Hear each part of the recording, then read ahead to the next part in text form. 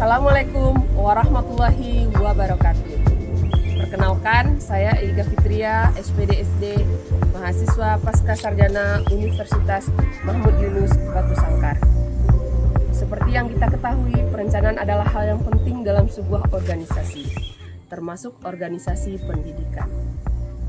Nah, kali ini saya akan membahas tentang konsep dasar perencanaan pendidikan.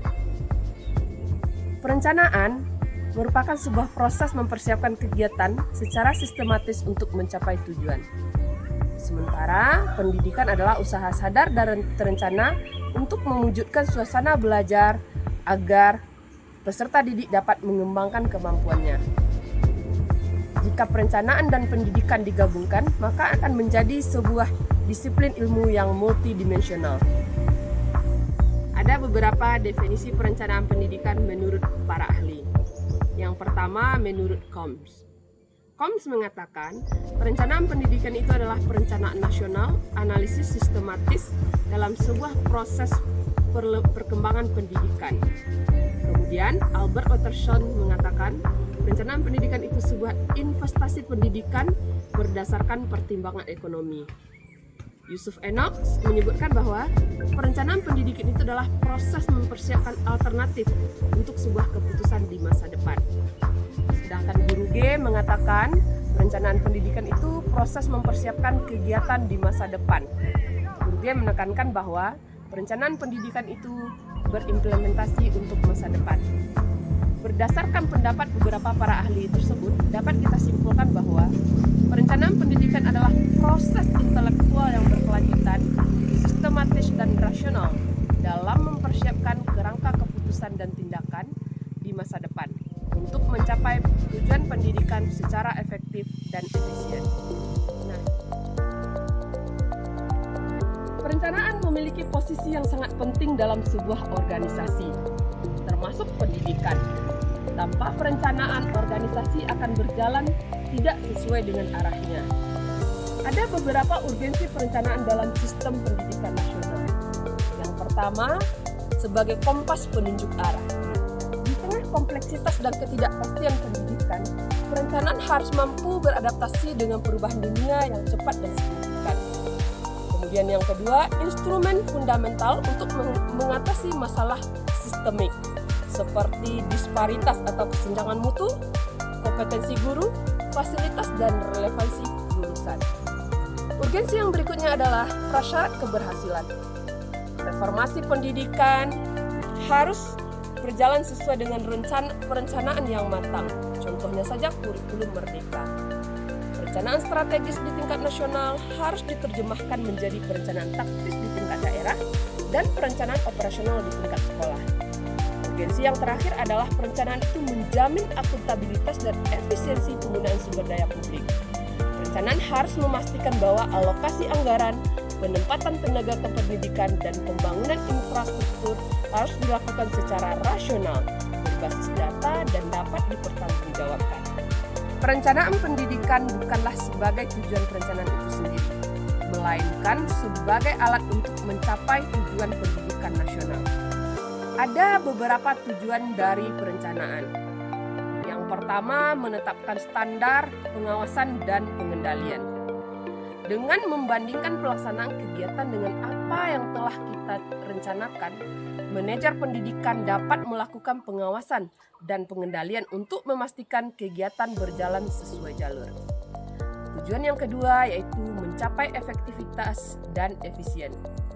Tujuan sentral perencanaan adalah agar pendidikan dapat dilaksanakan secara lebih efektif, tepat sasaran dan efisien, hemat sumber daya. Kemudian tujuan yang berikutnya adalah mengurangi ketidakpastian dan dampak perubahan. Meskipun masa depan tidak dapat diprediksi secara pasti, perencanaan membantu organisasi mengantisipasi perubahan, mengidentifikasi potensi masalah, dan mempersiapkan alternatif tindakan. Tujuan dari perencanaan berikutnya adalah mengarahkan dan memfokuskan kegiatan. Perencanaan berfungsi untuk mengarahkan perhatian dan sumber daya pada tujuan yang telah ditetapkan sebagai prioritasnya. Tujuan perencanaan yang terakhir adalah menjamin tercapainya tujuan pendidikan. Pada akhirnya, Semua tujuan di atas bermuara pada satu hal, yaitu memastikan bahwa tujuan akhir pendidikan, baik yang bersifat nasional maupun institusional dan instruksional, dapat tercapai dengan baik. Berdasarkan tujuan, fungsi perencanaan pendidikan adalah: yang pertama, perencanaan berfungsi sebagai pedoman, di mana perencanaan berfungsi sebagai panduan atau pedoman bagi seluruh pihak yang terlibat dalam melaksanakan kegiatan pendidikan. Fungsi yang kedua yaitu fungsi pengendalian atau control function, di mana rencana menjadi alat untuk mengendalikan pelaksanaan program. Dengan adanya rencana, penyimpangan dapat dideteksi lebih dini dan tindakan korektif dapat segera diambil. Fungsi yang ketiga yaitu menjamin mutu. Perencanaan merupakan langkah awal dalam siklus menjamin mutu pendidikan. Berikutnya ada fungsi prediksi. Melalui analisis data dan tren, perencanaan memungkinkan para pengambil keputusan untuk memperkirakan atau meramalkan kondisi, kebutuhan, dan tantangan di masa depan, sehingga dapat mempersiapkan langkah-langkah antisipatif. Berikutnya, perencanaan berfungsi sebagai alokasi sumber daya.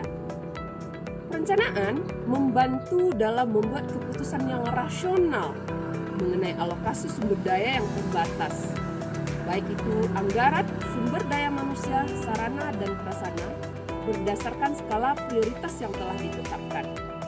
Terakhir, fungsi kondisi. Rencana yang baik memfasilitasi koordinasi antara berbagai unit kerja atau pemangku kepentingan. Sebuah perencanaan yang baik harus berpegang pada prinsip-prinsip fundamental. Ada beberapa prinsip yang harus kita pegang dalam menyusun sebuah perencanaan. Yang pertama, prinsip komprehensif, di mana perencanaan memandang pendidikan sebagai suatu sistem yang utuh dan terintegrasi. Yang kedua, interdisipliner. Sebuah perencanaan harus melibatkan berbagai bidang keilmuan agar perencanaan yang dihasilkan lebih bersifat holistik. Prinsip yang berikutnya adalah fleksibilitas dan adaptabilitas. Sebuah perencanaan harus bersifat dinamis dan responsif terhadap perubahan zaman. Kemudian ada prinsip objektivitas, rasional, dan ilmiah. Jadi, sebuah perencanaan itu harus berdasarkan data dan bukti yang akurat. Prinsip selanjutnya ada efektivitas dan efisiensi. Perencanaan harus mempertimbangkan efektivitas dan efisiensi sumber daya yang ada. Kemudian, prinsip selanjutnya ada kontinuitas. Perencanaan bukanlah sebuah dokumen yang kaku, tetapi dia adalah sebuah siklus yang berkelanjutan. Kemudian ada prinsip kooperatif dan partisipatif. Sebuah perencanaan harus melibatkan semua pemangku kepentingan. Dan terakhir ada prinsip keterpaduan atau integrasi. Perencanaan pendidikan harus merupakan bagian integral dari pembangunan pendidikan nasional. Dimensi dan ruang lingkup perencanaan pendidikan. Berdasarkan tingkatan, perencanaan dibedakan menjadi 3 macam. Yang pertama, perencanaan makro. Perencanaan makro dilakukan di tingkat nasional dan menjabarkan target umum seluruh sistem pendidikan. Yang kedua ada perencanaan meso. Perencanaan meso berada di antara perencanaan makro dan mikro. Perencanaan ini menerjemahkan kebijakan nasional ke dalam program-program yang lebih spesifik di tingkat regional. Selanjutnya ada perencanaan mikro, di mana perencanaan mikro merupakan perencanaan di tingkat operasional yang paling konkret, yaitu di tingkat kelas dan unit kerja terkecil. Fokusnya adalah perencanaan kegiatan belajar mengajar. Ada perencanaan berdasarkan jangka waktu, sama dengan perencanaan berdasarkan tingkatan. Perencanaan berdasarkan jangka waktu juga dibagi menjadi 3. Yang pertama, perencanaan jangka panjang. Perencanaan jangka panjang memiliki rentang waktu 10 hingga 25 tahun. Perencanaan ini bersifat visioner dan menggariskan arah umum pembangunan pendidikan di masa depan. Seringkali belum terlalu detail. Yang kedua, perencanaan jangka menengah. Umumnya perencanaan ini memiliki jangka waktu 5 tahun. Selaras dengan siklus perencanaan pembangunan nasional atau rencana strategis institusi. Perencanaan ini menjembatani visi jangka panjang dengan kegiatan operasional tahunan. Dan yang terakhir, perencanaan jangka pendek. Perencanaan jangka pendek memiliki jangka waktu 1 tahun atau kurang. Perencanaan ini sangat detail dan operasional, berfokus pada kegiatan yang akan dilaksanakan dalam 1 tahun anggaran. Contohnya adalah rencana kerja dan anggaran sekolah. Selanjutnya, berdasarkan sifatnya, perencanaan itu ada 3 macam. Yang pertama, perencanaan strategis, di mana perencanaan strategis merupakan proses perencanaan jangka panjang yang berfokus pada penetapan visi, misi, dan tujuan utama operasional secara keseluruhan.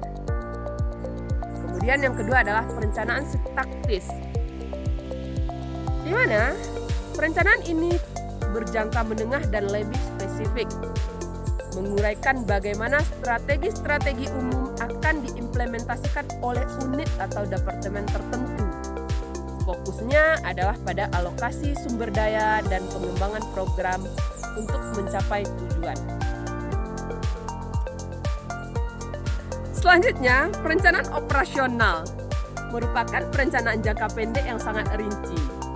Perencanaan ini menetapkan standar jadwal, tugas-tugas spesifik sehari-hari yang diperlukan untuk menjalankan program yang ada yang telah ditetapkan dalam perencanaan taktis. Ini adalah perencanaan di tingkat pelaksana. Perencanaan pendidikan adalah disiplin ilmu dan proses manajerial yang dinamis, sintesis, rasional, dan berkelanjutan. Ruang lingkupnya luas, dapat ditetapkan berdasarkan tingkatan, jangka waktu, dan sifat. Proses perencanaan berjalan dengan siklus yang tidak pernah berhenti untuk memastikan perbaikan berkelanjutan. Perencanaan tanpa implementasi adalah ilusi. Implementasi tanpa perencanaan adalah kekacauan. Semoga bermanfaat. Terima kasih.